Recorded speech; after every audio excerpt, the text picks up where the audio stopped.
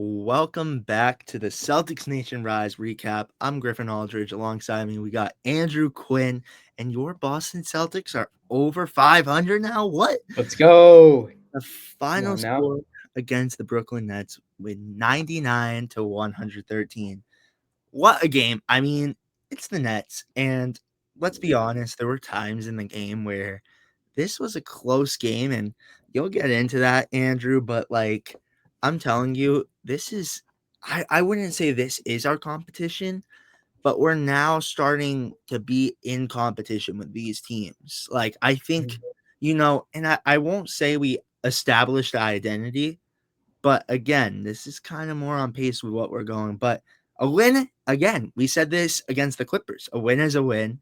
Doesn't matter how pretty it is, a win is a win. But Andrew, what are your initial thoughts after this win for the Boston Celtics? Yeah, I mean, there's a lot. It was a lot of back and forth. You're playing against a team that isn't as competitive. I mean, probably one of the worst teams in the Eastern Conference, and it's a pretty close game. But I mean, the Celtics are. It's not going to be pretty every game, and I mean, the best of the best teams are going to have struggles no matter who they play, right? Yep. And so it's okay. I mean, I just want to see them get wins and fight through adversity. They had 20 turnovers, right, in this game, but they still managed to come with a win. Granted, you have 20 turnovers against a different team, a better team. You're in rough shape, and it's going to show at the end of the game. But I mean, I'm very happy with how they played. They, I mean, Brown had 23 of his 29 points in the second half. He really turned it up. He just continues to dominate and show who he is. Pritchard, 2010, really nice to see, and I'm just really happy with kind of the way they hung in there. Like I said, it's not always going to be pretty, but they fought through adversity. They took the punches that the Nets gave them and continue to just fight, and that's something that you want to see from this team. So I'm happy with them. Hauser started knocking down shots, so it's a good win. Yeah, I mean, again, you look through the scoreboard, it was pretty much yet again. I mean, there were two scorers who really stood out, but again, it was a team win. I mean, all everyone contributed, sorry. And one thing I do like to see in the stat sheet too, and I want to talk about this more when we do the podcast, but Xavier Tillman finally got some minutes, and I wanted to chime in on that because it looks like he's been having DNP after DNP, and it's looking to like a backtrack of last year. But that's one positive thing, and I love to see guys playing. That's what I love to see from the Boston Celtics. Guys are going out there, they're getting minutes, and they're contributing on each side of the ball. And again, you said it, Andrew. There were times where the Celtics were not competitive in this game and they were down, but they still pulled out and they were hitting shots. They were playing good basketball at times in this game as well. And more importantly, towards the end of the game. But if you wanted to get into quarters, because again, this is on the stat sheet, it looks like a complete different game. Yeah, definitely. So first quarter tied 29-29. Second quarter, Boston squeaked out 33-32. So close. The game staying in very close. Then the third, 27-24, Boston won again. Nice to see Boston come out of the half. I wouldn't say necessarily strong because they didn't dominate the quarter, but you at least want to win that quarter, I think, personally, because it sets a tone, it sets a precedence for the rest of the game. And in the very final quarter, they won 24-14. So they found a way to pick it up and really finish off strong. And I think the Celtics sometimes can struggle closing out games and kind of struggle in that fourth quarter, but they ended up finding a way to really be strong and push through it and win that quarter. So very nice to see that. Yeah, and I talked to Tommy too at SMCC. We were both at the game, so I talked to him. It was about still the first quarter, and he's like, "I've been checking the box score. Celtics. What are they doing right now?" I mean, he told me he was like, "I still expect them to get a win out of this." But as the Celtics did pull out a win, they did. But again, still a 14-point lead, but the Celtics led by 16 at one point in this game, and Brooklyn led by 10 with 5:35 left in the first quarter. So again, Brooklyn had the lead at times and the Celtics, but from the stat sheet, Andrew, Michael Porter Jr. in 34 minutes had 25 points, 6 rebounds, and shot 50%. I mean, he was more so the X factor for the Nets, and I think that's kind of Definitely. what you're going to see from Michael Porter Jr. on this team. I mean, when he got called in, he was the main guy, but Day'Ron Sharp, too, he was a guy who had 16 points, 7 rebounds, shot 70%. Clowney had 13 points. Williams had 12. And, a guy who I'm always high on every time, we see the Nets is Nick Claxton, but only had 7 points, but 11 rebounds as Mhm. well. And that's pretty much all I really saw from the Nets side. But for the Boston Celtics side, I mean, there were guys who, stepped up. And I wanted to talk about like Josh Minot, who had 10 points. We've seen him struggling, but, was able to bounce back and shot 75%. I thought he played very strong in this game. It was kind of like a little bounce back game for him, as I wouldn't say he's been struggling, but he hasn't been the person that we've seen, like, and we were praising in the last couple of weeks. Right. But yeah, Neemias Queta, 6 points, 7 rebounds, shot 60%. Anthony Simons, who we were talking about, had 0 points against the Clippers, had 11 points, 5 assists, and shot 75. Hauser, like you mentioned, had 8 points, 7 rebounds. And then I think, Garza had 5, Walsh had 4, Shireman had 3, but one thing now we could kind of talk about is the top 3 guys for Celtics Nation Rise MVP, because I want to add in this guy in here, Andrew, but I want Mhm. to hear your thoughts too.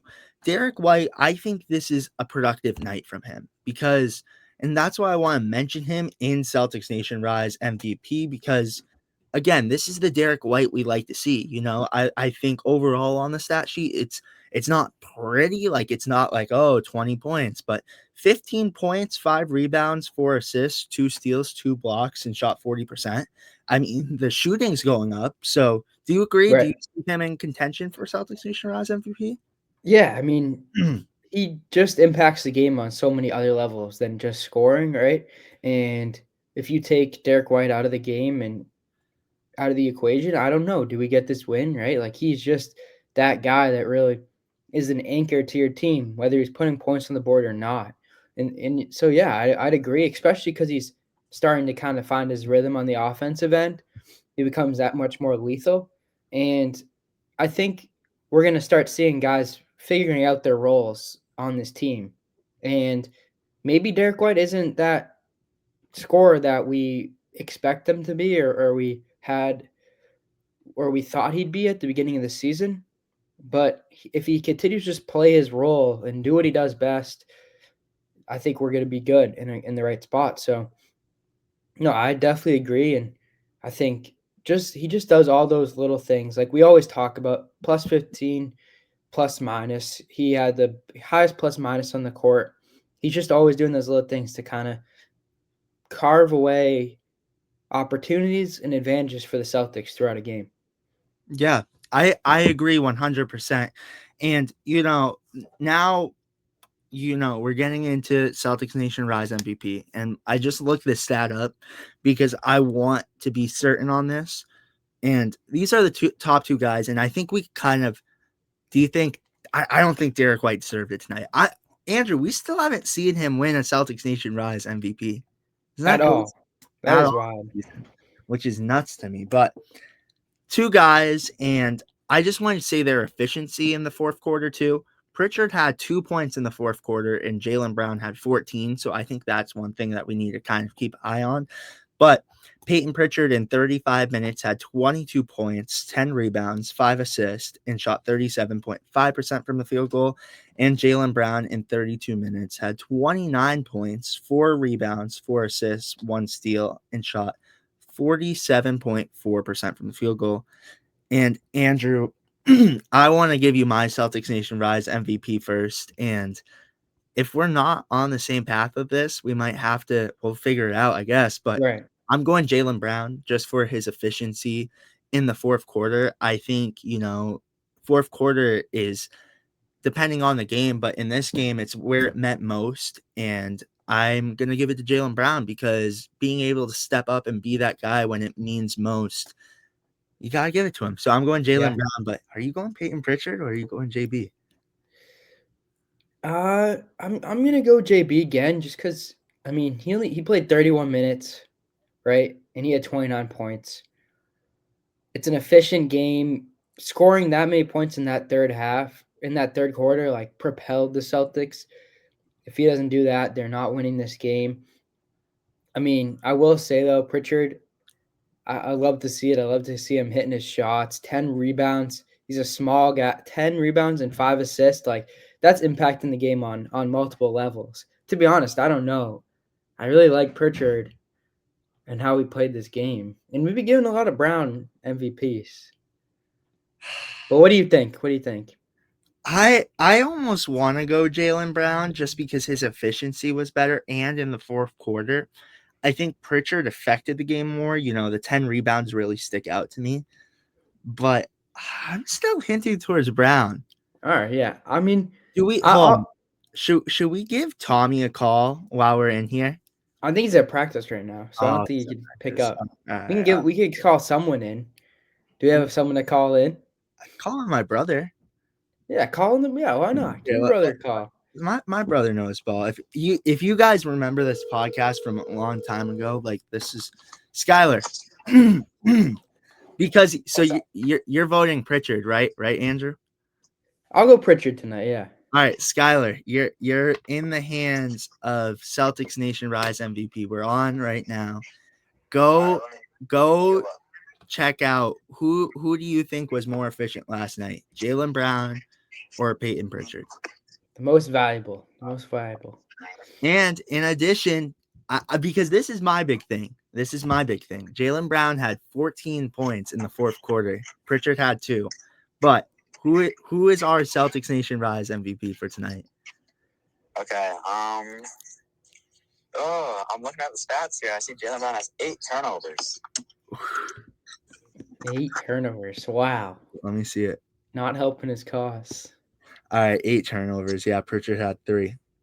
I think I'm gonna have to go to Peyton Pritchard here. Peyton Pritchard. Let's go, Pritchard. Skylar, I'm gonna let him go.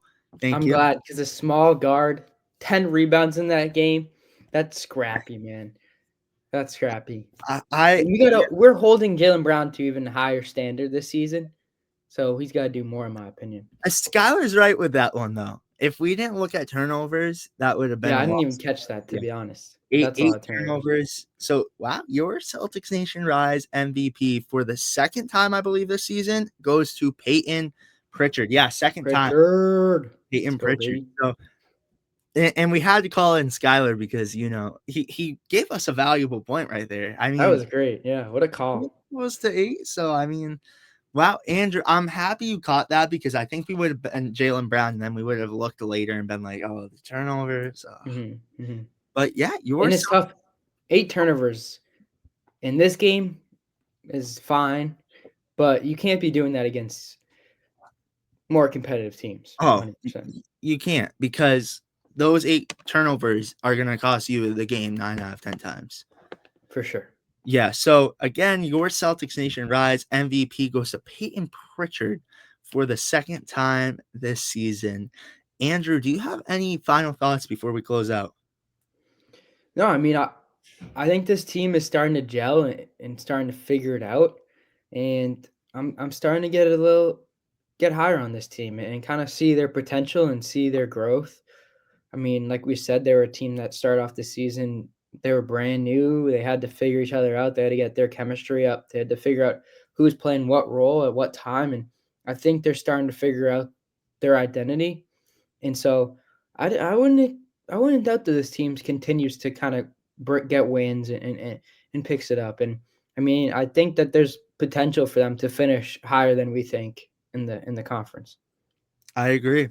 I think, this is a good streak to get on a roll. Again, you play the Nets another time this week. So I think this is a good thing that will really propel them forward. 9-7 on the season. It's not one thing where you're looking at it and it's like, oh, this is great, but it's something. And these are very important games. And I think we're going to have more of a kind of thought of what this team is after this next game, because again, it was a lot closer for comfort, but we'll see how that one pans out. But again, your Boston Celtics defeated the Brooklyn Nets with a final score of 99-113. And again, thank you guys so much for watching. Make sure to like and subscribe and turn on post notifications to be notified every time we upload. Again, we will see you guys with the next one. Peace, guys. Peace.